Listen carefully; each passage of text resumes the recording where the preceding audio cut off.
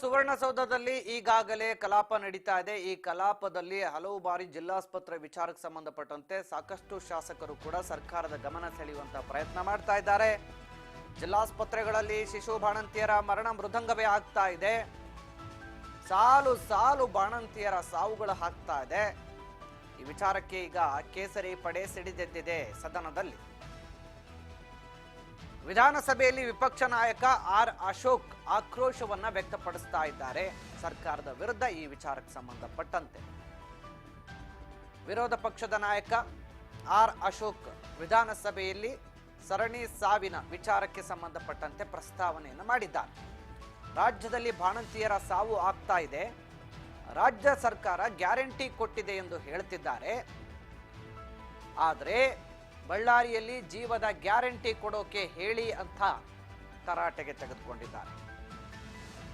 ಸರಣಿ ಬಾಣಂತಿಯರ ಸಾವಾಗ್ತಾ ಇದೆ, ಅದಕ್ಕೆ ಮೊದಲು ಗ್ಯಾರಂಟಿ ಕೊಡ್ಲಿ ಸರ್ಕಾರ ಅಂತೇಳಿ ಸರ್ಕಾರದ ವಿರುದ್ಧ ಚಾಟಿ ಬೀಸ್ತಾ ಇದ್ದಾರೆ ವಿರೋಧ ಪಕ್ಷದ ನಾಯಕ ಆರ್ ಅಶೋಕ್ ಸದನದಲ್ಲಿ.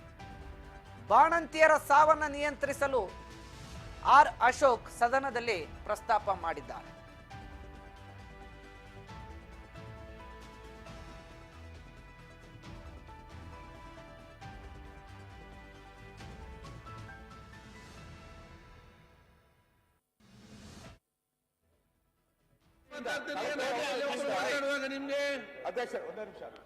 ಅಧ್ಯಕ್ಷರೇ, ಇಡೀ ರಾಜ್ಯದಲ್ಲಿ ಕಳಪೆ ಔಷಧಿಯಿಂದ ನೂರಾರು ಜನ ಸಾಯ್ತಾ ಇದ್ದಾರೆ.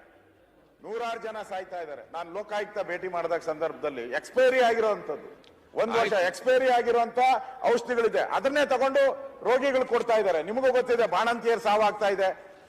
ಬಳ್ಳಾರಿ ಇರ್ಬೋದು, ಇಡೀ ರಾಜ್ಯದಲ್ಲಿ ಬೆಳಗಾವಿಯಲ್ಲಿ ಆಗ್ತಾ ಇದೆ, ಸಾವು ಸರಮಾಲೆ ಆಗ್ತಾ ಇದೆ. ಈ ಸರ್ಕಾರ ಈ ಒಂದು ಮೆಡಿಕಲ್ ಮಾಫಿಯಾ ಕಪಿಮುಷ್ಟಿಯಲ್ಲಿ ಸಿಕ್ಕಾಕೊಂಡ್ಬಿಟ್ಟಿದೆ. ಈ ಮೆಡಿಕಲ್ ಮಾಫಿಯಾ ಇಲ್ಲಾಂದ್ರೆ ಯಾಕೆ ನಾನು ಹೇಳೋದು 6 ತಿಂಗಳಿಂದಾನೇ ಇದು ಯೂಸ್ ಮಾಡಬಾರ್ದು ಅಂತ ಹೇಳಿದ್ದಾರೆ. ರಿಪೋರ್ಟ್ ಕೊಟ್ಟಿದ್ದಾರೆ 6 ತಿಂಗಳಿಂದಾನೇ ಈ ಮೆಡಿಸಿನ್ಸ್ ಯೂಸ್ ಮಾಡಬಾರ್ದು. ಯಾರು ಒತ್ತಡದ ಮೇಲೆ ಇದನ್ನೆಲ್ಲ ಪರ್ಚೇಸ್ ಮಾಡಿದ್ರು? ಯಾವ ಒತ್ತಡದ ಮೇಲೆ ಇದನ್ನೆಲ್ಲ ಪರ್ಚೇಸ್ ಮಾಡಿದ್ರು? ಅದರಿಂದ ದೊಡ್ಡ ಮಾಫಿಯಾ ಸರ್ಕಾರ ಸಿಕ್ಕಾಕೊಂಡಿದೆ. ಅದರಿಂದ ಮಾಡಿಲ್ಲ ಅಂದ್ರೆ, ನಾವು ಚರ್ಚೆಗೆ ಅವಕಾಶ ಕೊಡಿಲ್ಲ ಅಂದ್ರೆ ಇನ್ನೂ 100 ಜನ ಸಾಯ್ತಾರೆ ಕರ್ನಾಟಕದಲ್ಲಿ. ಅದಕ್ಕೆ ಆ ಶಾಪ ಈ ಸರ್ಕಾರಕ್ಕೆ ತಟ್ಟುತ್ತೆ. ಸಾವಿರಾರು ಜನ ಇವತ್ತು ಬಾಣಂತಿಯರು ಸಾಯ್ತಾ ಇದಾರಲ್ಲ, ಬೆಳಗಾವಿಯಲ್ಲಿ ಸತ್ತಿದ್ದಾರೆ, ಮಕ್ಕಳು ಸತ್ತಿದ್ದಾರೆ. ಬೆಳಗಾವಿಯಲ್ಲಿ ಇದಕ್ಕಿಂತ ದೊಡ್ಡ ವಿಚಾರ ಏನಿದೆ? ಉತ್ತರ ಕರ್ನಾಟಕದ ಆಡಳಿತ ವೈಫಲ್ಯ ಅಂತ ನಾವು ಹೇಳಿದ ಮೇಲೆ ತಾನೇ ಗೊತ್ತಾಗುತ್ತೆ. ಆಡಳಿತ ವೈಫಲ್ಯ ಅಂತ ನಾವು ಹೇಳಿದ ಮೇಲೆ ಗೊತ್ತಾಗುತ್ತೆ. ಆದ್ರೆ ಉತ್ತರ ಕರ್ನಾಟಕ ಸಮಸ್ಯೆ ಅದು.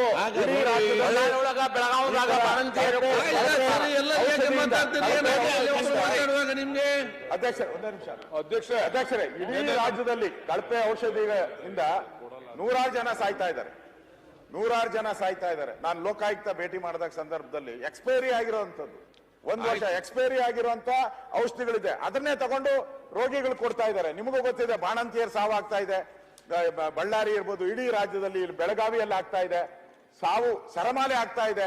ಈ ಸರ್ಕಾರ ಈ ಒಂದು ಮೆಡಿಕಲ್ ಮಾಫಿಯಾ ಕಪಿಮುಷ್ಟಿಯಲ್ಲಿ ಸಿಕ್ಕಾಕೊಂಡ್ಬಿಟ್ಟಿದೆ.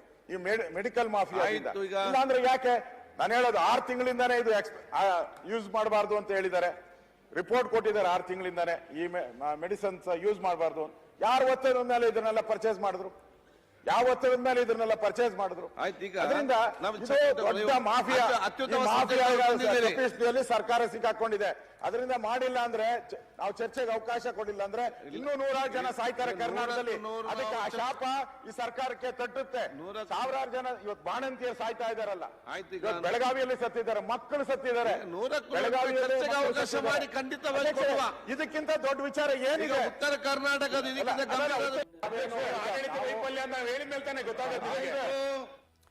ಇನ್ನು ಇದೇ ವಿಚಾರಕ್ಕೆ ಸಂಬಂಧಪಟ್ಟಂತೆ ಆರೋಗ್ಯ ಸಚಿವ ದಿನೇಶ್ ಗುಂಡೂರಾವ್ ಕೂಡ ಸದನದಲ್ಲಿ ಉತ್ತರವನ್ನು ಕೊಟ್ಟಿದ್ದಾರೆ. ಏನು ಮಾತಾಡಿದ್ದಾರೆ ನೋಡೋಣ. ಒಂದು ಅತ್ಯಂತ ನೋವಿನ ಘಟನೆಯ ಬಗ್ಗೆ ನಮ್ಮ ವಿರೋಧ ಪಕ್ಷದ ಮುಖಂಡರುಗಳು ಅದನ್ನು ಶೂನ್ಯ ವೇಳೆಯಲ್ಲಿ ಪ್ರಸ್ತಾಪ ಮಾಡಿದರು. ಆ ಸಂದರ್ಭದಲ್ಲಿ ನಾನು ಹೇಳಿದ್ದೆ, ಶೂನ್ಯ ವೇಳೆಯಲ್ಲಿ ಬೇಡ, ಅದರ ಬೇರೆ ರೀತಿಯಲ್ಲಿ ಚರ್ಚೆ ಮಾಡಿ ನಾನು ಕೂಡ ಒಂದು ಹೇಳಿಕೆಯನ್ನು ಕೊಡೋದಕ್ಕೆ ನಾನು ತಯಾರಾಗಿದ್ದೀನಿ ಅಂತ ಹೇಳಿದ ನಂತರ ಇವತ್ತು ಈ ಒಂದು ವಿಷಯದ ಬಗ್ಗೆ ಬಹಳ ಗಂಭೀರವಾದಂಥ ಮತ್ತು ಅತ್ಯಂತ ಸೂಕ್ಷ್ಮವಾದಂಥ ವಿಷಯದ ಬಗ್ಗೆ ತಾವು ಅವಕಾಶ ಮಾಡಿಕೊಟ್ಟಿದ್ದೀರಾ. ನಿಮಗೆ ನನ್ನ ಧನ್ಯವಾದಗಳನ್ನು ಹೇಳಿ, ಇವತ್ತು ಏನು ಬಳ್ಳಾರಿಯ ಸಂಭವಿಸಿದ ತಾಯಂದಿರ ಒಂದು ಘಟನೆಗಳಾಯಿತು, ಮರಣದ ಘಟನೆಗಳಾಯಿತು, ಅದರ ಕುರಿತು ಒಂದು ಹೇಳಿಕೆಯನ್ನು ನಾನು ಪ್ರಸ್ತಾಪ ಮಾಡ್ತಾ ಇದ್ದೀನಿ. ಅದರ ಕಾಪಿಗಳನ್ನು ಕೂಡ ಎಲ್ಲ ಸದಸ್ಯರಿಗೆ ನಾನು ಅವ್ರಿಗೆಲ್ಲರೂ ಕೂಡ ಮುಟ್ಟಿಸ್ತೀನಿ. ಈಗ ಇದು 24ನೇ ನವೆಂಬರ್ 11ನೇ ತಾರೀಕು ಮಾನ್ಯ ಸಭಾಪತಿಗಳೇ, ನವೆಂಬರ್ 9, 10 ಮತ್ತು 11ನೇ ಆ 3 ದಿವಸಗಳಲ್ಲಿ ಬಳ್ಳಾರಿಯ ಜಿಲ್ಲಾ ಆಸ್ಪತ್ರೆಯ ಸಿಸೇರಿಯನ್ ಶಸ್ತ್ರಚಿಕಿತ್ಸಾ ಕೊಠಡಿಯಲ್ಲಿ ಅಲ್ಲಿ ಏನು ಶಸ್ತ್ರಚಿಕಿತ್ಸೆ ನಡೀತು, ಅದ ನಂತರ ಅಲ್ಲಿ ಸಾವುಗಳು ಸಂಭವಿಸಿದ ಒಂದು ವರದಿ ಆಯಿತು.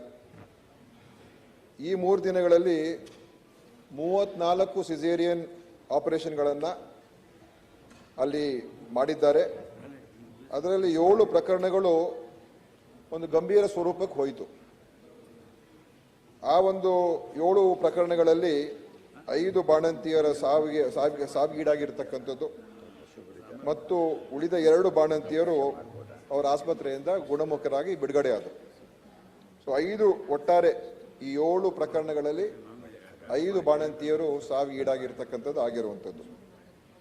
ಇದು ನಮಗೆ 13ನೇ ತಾರೀಕು ನಮ್ಮ ಗಮನಕ್ಕೆ ಬಂದಿದ ತಕ್ಷಣವೇ ಮಾನ್ಯ ವಿರೋಧ ಪಕ್ಷ ನಾಯಕರು ನಾವು ಕೂಡಲೇ ರಾಜೀವ್ ಗಾಂಧಿ ವಿಶ್ವವಿದ್ಯಾನಿಲಯದ ಅವ್ರ ಜೊತೆ ಸಂಪರ್ಕ ಮಾಡಿ, ಯಾಕಂದ್ರೆ ಒಂದು ತಂಡವನ್ನು ಅಲ್ಲಿಗೆ ಕಳಿಸಿ ಏನಾಗಿದೆ.